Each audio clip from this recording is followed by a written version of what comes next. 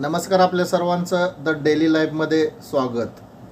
आज कर्मयोगी सुधाकर पंत परिचारक पांडुरंग सहकारी साखर कारखान्यामध्ये Deccan sugar technologist association Pune आणि कर्मयोगी सुधाकर पंत परिचारक पांडुरंग सहकारी साखर कारखाना श्रीपूर यांच्या संयुक्त विद्यमाने सकाळी शेतकरी भवनमध्ये महाराष्ट्रामधील साखर कारखान्याचे MD किंवा त्यांचे पदाधिकारी या सर्वांच्या उपस्थितीमध्ये साखर उद्योग मंथन चर्चासत्राचं आयोजन करण्यात आलं होतं। यावेळी महाराष्ट्र राज्यातून साखर कारखान्याचे अनेक पदाधिकारी आणि मॅनेजिंग डायरेक्टर या कार्यक्रमासाठी उपस्थित होते। या कार्यक्रमाचा शुभारंभ पंढरपूरचा आराध्य दैवत श्री पांडुरंगाच्या प्रतिमेचे आणि कैलासवासी श्रद्धेय सुधाकर पंत परिचारक यांच्या प्रतिमेचे पूजन करून दीप प्रज्वलन करून करण्यात आला।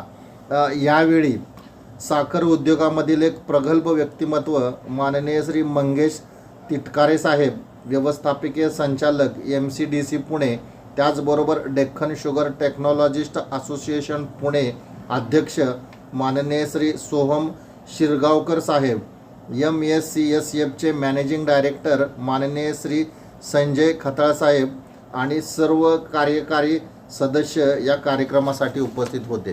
कार्यक्रमाचं प्रास्ताविक पांडुरंग कारखान्याचे कार्यकारी संचालक डॉक्टर यशवंत कुलकर्णी साहेब यांनी केले। त्याचबरोबर या कार्यक्रमाचे अध्यक्ष पांडुरंग कारखान्याचे चेअरमन प्रशांतरावजी परिचारक यांनी कारखानदारी नेमकी कशी चाललेली आहे, तिच्या पुढची आव्हाने, कारखानेदारी चालवत असताना नेमकं काय समस्या भेडसावत आहेत आणि त्या संदर्भात सर्वांनीच मंथन करून यावरती शासनासमोर या समस्या मांडून त्यावरती पुढील 10 वर्षामध्ये एक चांगलं धोरण ठरवलं पाहिजे, अशा प्रकारचं उत्कृष्ट मार्गदर्शन त्यांनी यावेळी केलं। त्याचबरोबर सर्व मान्यवरांनी साखर कारखानदारी समोरील आव्हाने काय आहेत आणि ही साखर कारखानदारी चांगली चालण्यासाठी भविष्यामध्ये वेगवेगळ्या प्रकारे कारखानदारीमध्ये बदल केले पाहिजेत किंवा काळानुरूप अनेक बदल केले पाहिजेत याविषयी मार्गदर्शन केलं। आपण ऐकूयात या कार्यक्रमाचे अध्यक्ष चेअरमन प्रशांतराव परिचारक काय म्हणाले ते। उलट आहे आपल्याकडे सगळं, आणि मग एका बाजूला कारखाना म्हणते की आम्ही नवीन कारखाने देत नाही, इकडे मात्र एक्सपान्शन चालूच आहे। म्हणजे ह्या वर्षी तर मला वाटतं आमच्या जिल्ह्यामध्ये किमान 25, 30, 40 हजार टनाचे एक्सपान्शन गेल्या 2-3 वर्षात झाले असते। म्हणजे 10 कारखाने नवीन काढल्यासारखंच झालं। म्हणजे मी 2,500 10,000 गेलो म्हणजे 5 कारखाने झाले तर 4 हजार। अशा परिस्थितीमध्ये या सगळ्या साखर उद्योगाला वाचवायचं असेल तर कुठंतरी आपल्याला स्पष्टपणे काही निर्णायक भूमिका घेण्याची गरज आज येऊन ठेवलेली आहे।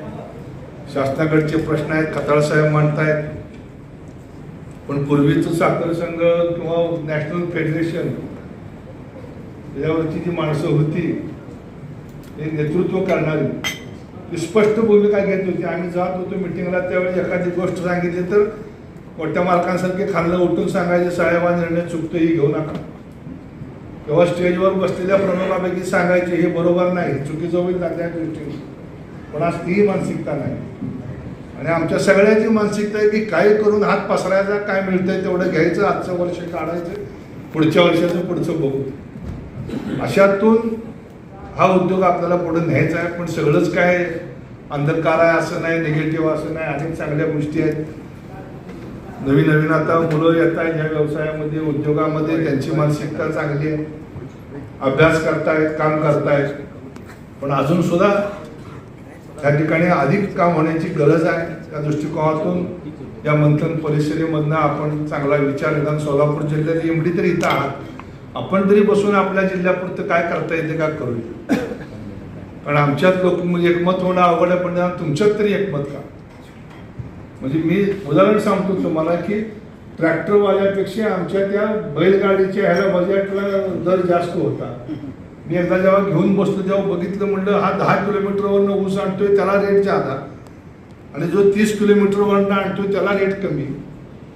म्हणजे कशा करता म्हणलं, मग आम्ही बबनदादांचा कारखाना, सहकार मर्शी, 3-4 कारखान्याची MD त्यांना घेऊन बसा म्हणलं, तुम्ही ते उलट गंगा व्हायला लागली म्हणलं।